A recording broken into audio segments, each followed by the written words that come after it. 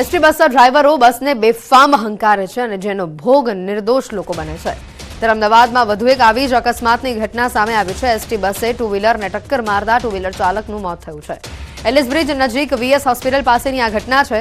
ત્યારે પોલીસે બસ ડ્રાઈવરની અટકાયત કરી કાયદેસરની કાર્યવાહી હાથ ધરી છે। વડોદરામાં ટ્રાફિક જવાન પર કાર ચડાવવાનો પ્રયાસ કરનારને દબોચી લેવાયો છે। અર્પિત પટેલ નામના કાર ચાલકની પોલીસે ધરપકડ કરી છે। સીસીટીવીની મદદથી આરોપીને દબોચી લેવામાં આવ્યો। આરોપી સમા વિસ્તારમાં રહેતો હોવાનું સામે આવ્યું છે। વડોદરામાં ટ્રાફિક જવાન પર કાર ચડાવવાનો તેણે પ્રયાસ કર્યો હતો। સિગ્નલ તોડી બેફામ કાર ચાલકે જીવ જોખમમાં મૂકી તે ફરાર થયો। આરોપી નશામાં હતો કે કેમ તેનું મેડિકલ કરાવ્યા બાદ આખી હકીકત બહાર આવશે।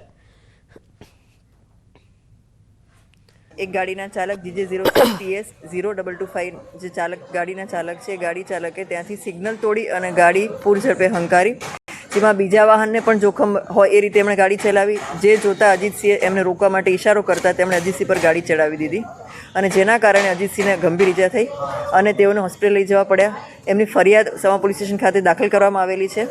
ફૂટેજ અને અન્ય ચેક કરતા અમને જાણવા મળ્યું કે ગાડીનો ચાલક સમાગામ વેમાલીનો છે ને જેનું નામ છે અર્પિત કુમાર જીતેન્દ્રભાઈ પટેલ। એને એના ઘર પાસેથી જ અમે લોકોએ લોકેશન આધારે ટ્રેસ કરી અને અટક કરવામાં આવેલો છે। હાલમાં એની કાર્યવાહી ચાલુ છે। ગુજરાતમાં દારૂબંધીના લીરે લીરા ઉડ્યા। ગીર સોમનાથમાં પોલીસ કર્મી જ દારૂની હેરાફેરી કરી અને ત્યારે રાજ્યમાં રક્ષક પોલીસ જ ભક્ષક બની હોય તેવી સ્થિતિનું સર્જન થયું। વાત જાણે એમ છે કે ગીર સોમનાથ પોલીસ દ્વારા ઝડપાયેલા દારૂનો નાશ કરાવવામાં આવ્યો હતો અને આ જ સમયે ખાનગી કારમાં પોલીસ લખેલા બોર્ડની સાથે કારમાં દારૂની બોટલ સાથે પોલીસ કર્મીનો આ વિડીયો વાયરલ થયો। આ કાર ગીરગઢડાના હેડ કોન્સ્ટેબલ મનુભાઈ વાજાની હોવાનો આક્ષેપ છે। ત્યારે 31st પહેલા પોલીસ જ બુટલેગર બની હોય તેવા આ દ્રશ્યો સામે આવતા ખળભળાટ મચ્યો છે। ઘટનાને ધ્યાને લઈ એસપી દ્વારા હેડ કોન્સ્ટેબલની બદલીના આદેશ અપાયા છે।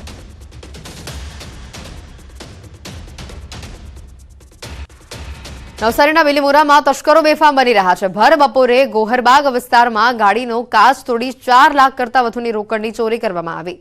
કોલેજ રોડ ઉપર આવેલા ખાનગી બેંકમાંથી રોકડ ઉપાડી બેંકથી થોડે દૂર કાર પાર્ક કરી પોતાના કામ માટે ગયેલ વેપારીને કારને નિશાન બનાવી। ચોરીની સમગ્ર ઘટના સીસીટીવીમાં કેદ થઈ છે। બિલીમોરા પોલીસે અલગ અલગ વિસ્તારોમાં સીસીટીવી કેમેરાઓ ચેક કરી સમગ્ર મામલે તપાસ શરૂ કરી છે। તો આ તરફ અમદાવાદમાં પણ તસ્કરો બેફામ બન્યા છે। પોર્શ વિસ્તાર વસ્ત્રાપુરના બંગલામાં ચોર ટોળકી ત્રાટકી। અમદાવાદના રસ્તાઓ પર રાત્રે પોલીસના ધાડે ધાડા ઉતારી દેવાયા છે। નબીરાઓને પકડવાના નામે નિર્દોષ લોકોને પકડી પોલીસ તોડપાણી કરી રહી છે। એક એક રસ્તાઓ પર પોલીસે ધામા નાખ્યા છે પણ નિર્દોષ કાર ચાલકોને પકડતી પોલીસને તસ્કરો દેખાતા નથી। શહેરના હાર્દસમા વસ્ત્રાપુર વિસ્તારના સત્યમ બંગલોઝમાં ચોર ટોળકી ત્રાટકી હતી। બંગલામાં રહેતો પરિવાર કડકડતી ઠંડીમાં મીઠી ઊંઘ માણી રહ્યો હતો ત્યારે તસ્કરોએ બંગલામાં પ્રવેશીને હાથફેરો કર્યો। સવારના 5 કલાકે ઘરમાં ચોરો ઘૂસ્યા હતા અને રોકડ અને અન્ય બેગ ઉઠાવી ફરાર થઈ ગયા હતા। ચોરોના અવાજને કારણે મકાન માલિક ઉઠી ગયા હતા અને નીચે આવ્યા ત્યાં સુધીમાં ઘરના દરવાજા ખુલ્લા મૂકી ભાગી ગયા હતા। સમગ્ર રાજ્યમાં અસામાજિક તત્વો બેફામ બની રહ્યા છે અને તેની આ અલગ અલગ 3 તસવીરો આપને બતાવી રહ્યા છે। બિલીમોરા નવસારીના પહેલા દ્રશ્યો કે જેમાં કારમાંથી 4 લાખ રૂપિયા લઈને ચોર ફરાર થાય છે તો બીજી બાજુ વસ્ત્રાપુરની અંદર અમદાવાદ શહેરના વસ્ત્રાપુર પોર્શ વિસ્તારમાં ચોર ટોળકી ત્રાટકી અને જેના સીસીટીવી સામે આવ્યા છે લઈને પોલીસ તપાસ કરી રહી છે। તો આ તરફ ઘરમાંથી લાખો રૂપિયાની ચોરી કરતી આ ટોળકી ઝડપાઈ છે। 8.33 લાખ રૂપિયાની ચોરી કરી ચોર ટોળકી ફરાર થઈ જેના સીસીટીવી સામે આવ્યા છે। પોલીસ આ સમગ્ર 3 ગુનામાં તપાસ કરી રહી છે। આગળ વાત કરીએ તો દિલ્હીમાં ગુજરાતી નેતાઓનો જમાવડો સામે આવ્યો। CR પાટીલના નિવાસસ્થાને જ સ્નેહ મિલન કાર્યક્રમ યોજવામાં આવ્યો। પીએમ મોદી, ગૃહમંત્રી શાહ અને નડ્ડા પણ હાજર રહ્યા હતા। કેન્દ્રીય આરોગ્ય મંત્રી અને ભાજપના રાષ્ટ્રીય અધ્યક્ષ જેપી નડ્ડાએ હાજરી આપી હતી। દિલ્હીથી આ તસવીરો CR પાટીલના નિવાસસ્થાને વિશેષ સ્નેહ મિલન કાર્યક્રમ યોજાયો હતો જેમાં ગુજરાતના ધારાસભ્યો નેતાઓ પણ હાજર રહ્યા હતા। મુખ્યમંત્રી ભૂપેન્દ્ર પટેલ પણ હાજર રહ્યા હતા। આણંદ જિલ્લામાં 15 વર્ષીય સગીરાએ અગમ્ય કારણોસર પોતાનું જીવન ટૂંકાવ્યું। મૂળ છોટાઉદેપુરની વતની આ સગીરાએ આણંદની ચરોતર એજ્યુકેશન સંચાલિત કસ્તુરબા કન્યા છાત્રાલયમાં આપઘાત કર્યો। લાકડાના કબાટના હેન્ડલ સાથે ફંદો બનાવી જીવન ટૂંકાવ્યું। ઘટના અંગે જાણ થતાં જ પોલીસ ઘટના સ્થળે દોડી આવી અને મૃતદેહને પોસ્ટમોર્ટમ માટે હોસ્પિટલ ખસેડવામાં આવ્યો। જોકે તેજસ્વી વિદ્યાર્થીનીએ આ અંતિમ પગલું ભરી લેતા અનેક તર્ક વિતર્ક સર્જાઈ રહ્યા છે। ભાજપે વોર્ડ પ્રમુખની ચૂંટણી પ્રક્રિયા શરૂ કરી છે. મહાનગરોમાં વોર્ડ અધ્યક્ષની ચૂંટણીમાં ભાગ લેવા માટે શનિવાર અને રવિવારે ઉમેદવારી પત્ર સ્વીકારાશે. વોર્ડ અધ્યક્ષની પસંદગી માટે ભાજપે યોગ્યતા નક્કી કરી છે. સતત 2 ટર્મ વોર્ડ પ્રમુખ રહેનારને નહીં બનાવાય વોર્ડ પ્રમુખ. વોર્ડ અધ્યક્ષ બનવા માટે મહત્તમ ઉંમર 40 વર્ષ રહેશે. ખાસ કિસ્સામાં છૂટછાટ માટે મહત્તમ 45 વર્ષની મર્યાદા છે. અંતિમ નિર્ણય ચૂંટણી અધિકારી કરશે. વોર્ડની ટીમ, મહાનગરની ટીમ, સેલ, મોરચા અને પ્રકલ્પમાં ફરજિયાત કામ કરેલું હોવું જરૂરી છે. સ્થાનિક સ્વરાજમાં ચૂંટાયેલા કાર્યકર્તાને નહીં બનાવાય વોર્ડ પ્રમુખ. દાવેદારી કરનાર કાર્યકર્તાના પરિવારને એક કાર્યકર્તા એક પરિવારનો નિયમ રહેશે લાગુ. ઉમેદવાર કુલ 2 વખત સક્રિય સભ્ય બનેલા હોવા જરૂરી છે. ગાંધીનગર, અમદાવાદ પૂર્વ અને પશ્ચિમ લોકસભામાં વોર્ડ પ્રમુખ માટે શનિવાર અને રવિવારે ઉમેદવારી પત્ર સ્વીકારવામાં આવશે.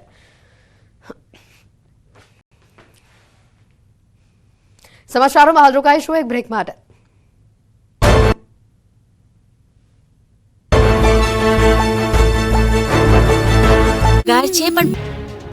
રાજ્ય સરકારના કર્મચારીઓ માટે આનંદના સમાચાર સામે આવ્યા છે. 7મા પગાર પંચનો લાભ મેળવતા રાજ્ય સરકારના કર્મચારીઓને કેન્દ્રના ધોરણે મોંઘવારી ભથ્થામાં 3% વધારો કરવામાં આવ્યો છે. હવેથી 1 જુલાઈ 2024થી 3% વધારો કરી 53% મોંઘવારી ભથ્થું મંજૂર કરવામાં આવ્યું છે. તો પેન્શનર્સ અને કર્મચારીઓને 1 જુલાઈ 2024થી મૂળ પગારના 53% મોંઘવારી ભથ્થું મળશે. રાજ્ય સેવાના અને પંચાયત સેવા તથા અન્ય મળીને 4.45 લાખ કર્મચારીઓ અને 4.63 લાખ પેન્શનર્સને લાભ મળશે.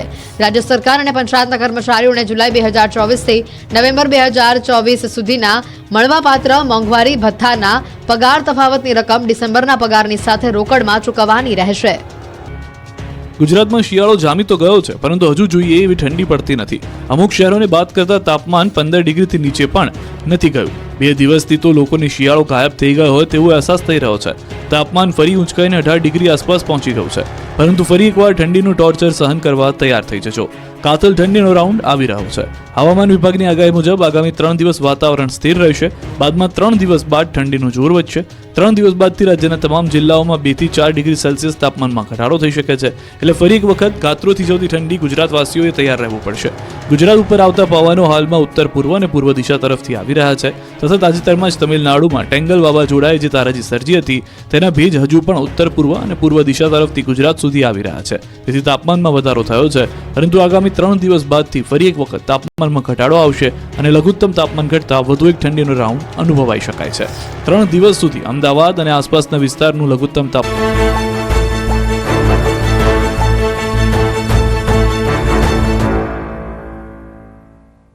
બ્રેક બાદ આપનું સ્વાગત છે. છેલ્લા કેટલાય વર્ષોથી દીવ અને માંડવી બીચના દરિયામાં શિયાળાની ઋતુમાં ડોલ્ફિન માછલી મહેમાન બને છે. ત્યારે આ વખતે પણ દીવ અને ઉનાના માંડવી બીચ ઉપર ડોલ્ફિન દેખાતા સહેલાણીઓ માટે આકર્ષણનું કેન્દ્ર બની હતી. ગુલાબી ઠંડીમાં ડોલ્ફિને દેખા દીધી છે અને જેને જોતા જ સહેલાણીઓ પણ ખુશ જોવા મળ્યા. આ ડોલ્ફિનને નિહાળવા માટે સહેલાણીઓ એડવાન્સમાં બુકિંગ કરાવતા પણ જોવા મળ્યા. ડોલ્ફિન માછલી એક શાંત સ્વભાવની અને દરિયાના પાણીમાં લોકોને જોઈને ઉછળકૂદ કરતી માછલી છે. ડોલ્ફિન સિઝન ચાલુ થાય છે નવેમ્બરથી લઈને જાન્યુઆરીના એન્ડ સુધી હોય છે ડોલ્ફિન. અને અર્લી મોર્નિંગથી લઈ સવારે 7, 7:30થી ચાલુ કરે છે ડોલ્ફિન અમે બતાવવાનું બધા લોકોને. લાસ્ટ 9:30, 10 વાગ્યા સુધી ડોલ્ફિન જોવા મળે છે ને મોટી સંખ્યામાં જોવા મળે છે. ક્યારેક 10નું ઝુંડ હોય છે, ક્યારેક 25નું ઝુંડ હોય છે. ઓલ ગુજરાતમાં અહેમદપુર માંડવી બીચ ઉપર જ વધારે પડતે ખાસ ડોલ્ફિન જોવા મળે છે અહીંયા. નવસારીના વિજલપુર પાલિકા વિસ્તારમાં 5 ડિસેમ્બરથી 16 જાન્યુઆરી સુધી પાણી કાપ રહેશે.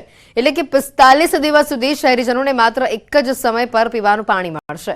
દક્ષિણ ગુજરાતની ઉકાઈ કાંકરાપાર સિંચાઈ યોજના હેઠળ આવતી નહેરનું સમારકામ થવાનું છે અને જેની અસર નવસારીના શહેરીજનો પર જોવા મળશે. સાથે જ ગણદેવી અને સુપા વિસ્તારના ખેડૂતોને 45 દિવસ સુધી સિંચાઈ માટેનું પાણી કાપ રહેશે. તેમજ ચીખલી અને વલસાડ વિસ્તારની ઉકાઈ કાંકરાપાર સિંચાઈ યોજના હેઠળ આવતી નહેરમાં 11 ડિસેમ્બરથી લઈને 3 ફેબ્રુઆરી સુધી પાણી કાપ રહેશે. છોટાઉદેપુર નગરપાલિકા દ્વારા 1,70 લાખના ખર્ચે મલ્ટીપર્પઝ બિલ્ડિંગ બનાવવામાં આવે છે. પાલિકાને આર્થિક મદદ મળે તે હેતુસર છોટાઉદેપુરના પ્રાઇમ લોકેશન ઉપર આ બિલ્ડિંગ બનાવવામાં આવી છે, જેમાં 40 દુકાનોનો સમાવેશ થાય છે. વેપારીઓને પણ આ કોમ્પ્લેક્સમાં દુકાનો લેવાનો ભારે ઉત્સાહ હતો, પરંતુ તેની હરાજી ન થતાં 5 વર્ષથી તૈયાર થયેલ આ કોમ્પ્લેક્સ હાલ ધૂળ ખાઈ રહ્યું છે. ઉલ્લેખનીય છે કે જે જમીન પર બિલ્ડિંગ બનાવાઈ છે તેની પહેલા આ જમીન પર આંગણવાડી હતી, જેનો હેતુ ફેર કરવાની પ્રક્રિયા પૂર્ણ પણ નહોતી થઈ અને તેની પહેલા જ આ ઇમારત ઊભી કરી દેવામાં આવી, જેથી હરાજી અટકી ગઈ છે. ધૂળ ખાતું આ કોમ્પ્લેક્સ જાણે શૌચાલય બની ગયું હોય તેમ લોકો અહીંયા શૌચક્રિયા માટે જ તેનો ઉપયોગ કરી રહ્યા છે. જ્યાં જુઓ ત્યાં ગંદકી જ ગંદકી જોવા મળી રહી છે અને જેથી સ્થાનિકો તેમજ વેપારીઓની એક જ માંગ છે કે આ પ્રશ્નનો જલ્દીથી નિકાલ આવે. ઉદયપુરમાં ધંધાકીય જગ્યા જોવા જાય તો સૌથી સારી અને અનુકૂળ જગ્યા છે ધંધા માટે, અને એમને એમ વેડફાઈ રહી છે, જેના માટે અધિકારીઓ પણ બેદરકારી દાખવી રહ્યા છે અને એનો કોઈ ઉકેલ લાવતા નથી. 7-8 વર્ષથી પડી રહ્યું છે અને નથી હરાજી થતી કે કંઈ નથી, અને બિલકુલ બેકાર મૂતરડી બનાવી દીધી છે. આટલા રૂપિયા ખર્ચો કર્યા પછી બી 5 વર્ષ પહેલા 2 કરોડના ખર્ચે મલ્ટીપર્પઝ બનાવવામાં આવેલું તે આજે બિલકુલ હવાળ પરિસ્થિતિમાં પડી રહ્યું છે. એનો કોઈ ઉપયોગ નથી અને લોકો ત્યાં ગંદકી કરે છે.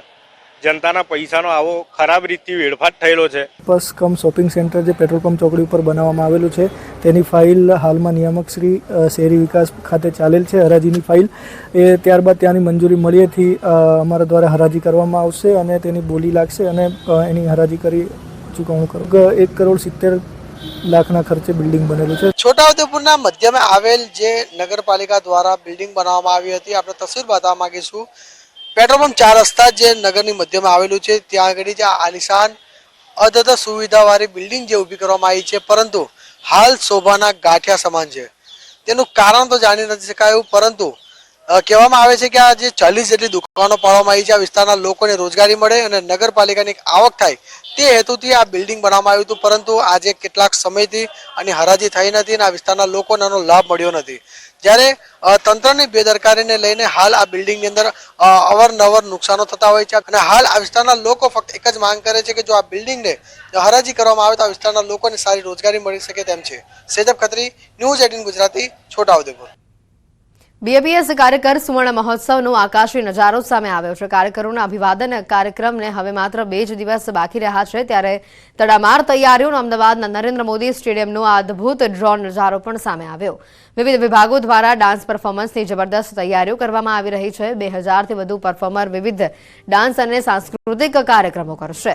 ત્યારે એલઈડી લાઇટિંગ અને રાઉન્ડ ટ્રેકને ખાસ કરીને આખરી ઓપ આપવામાં આવ્યો છે. 7મી અમદાવાદમાં પ્રમુખ સ્વામી મહારાજની ભક્તિના રંગમાં આખું અમદાવાદ શહેર રંગાશે. બીએપીએસ સંસ્થાનો આંતરરાષ્ટ્રીય કાર્યકર સુવર્ણ મહોત્સવ યોજાશે.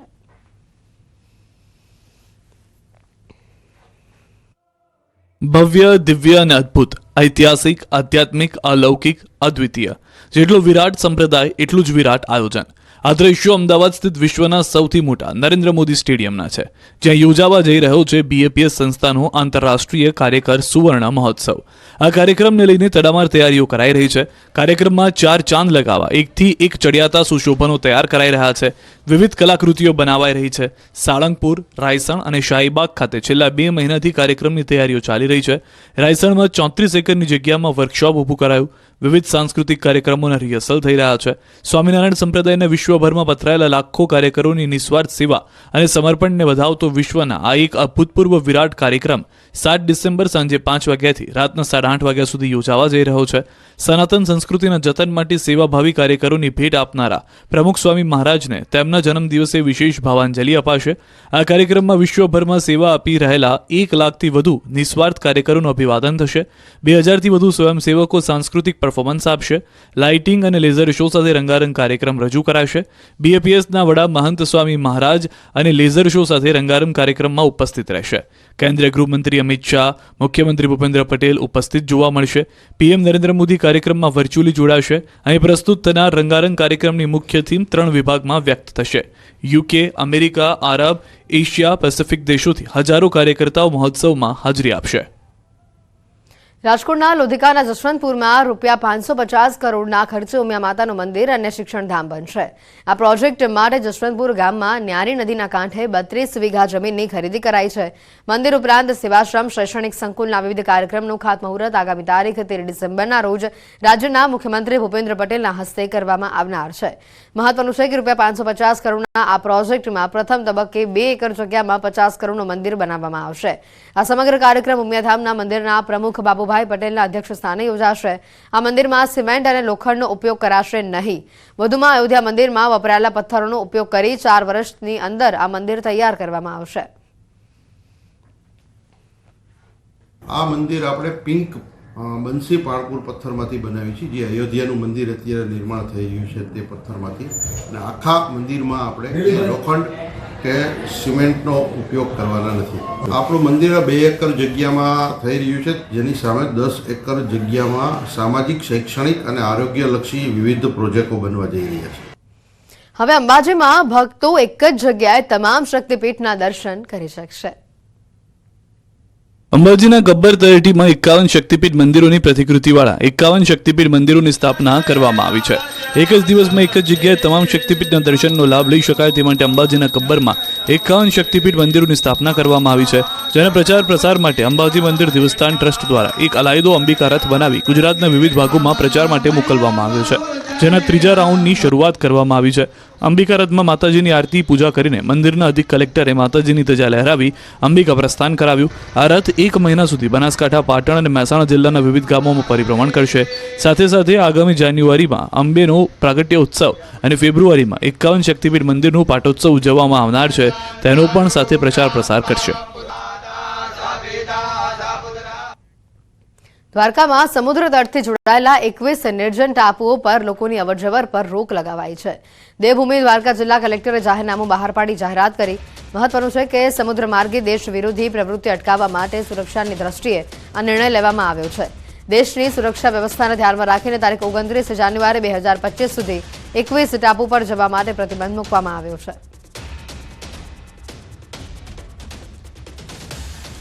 મહત્વની વાત છે, 21 ટાપુ પર લોકોના જવા પર પ્રતિબંધ લગાવવામાં આવ્યો છે. દ્વારકા કલેક્ટર દ્વારા સમગ્ર મામલે જાહેરનામું પ્રસિદ્ધ કરવામાં આવ્યું. મહત્વનું છે કે સમુદ્ર માર્ગે દેશ વિરોધી પ્રવૃત્તિઓ અટકાવવા માટે સુરક્ષાની દ્રષ્ટિએ આ નિર્ણય લેવાયો છે. દેશની સુરક્ષા વ્યવસ્થાને ધ્યાનમાં લઈને આ નિર્ણય લેવાયો છે.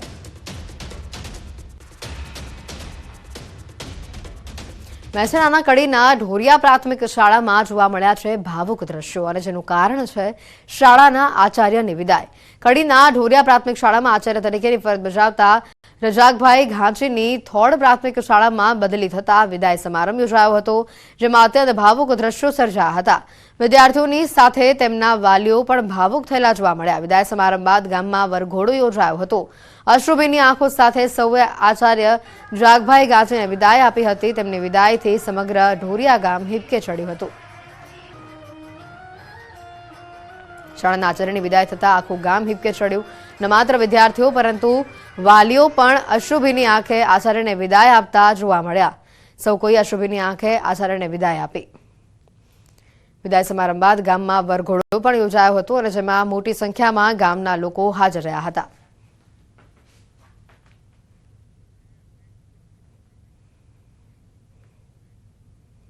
બુલેટિનમાં અત્યારે ફક્ત આટલું જ. રજા આપશો. નમસ્કાર.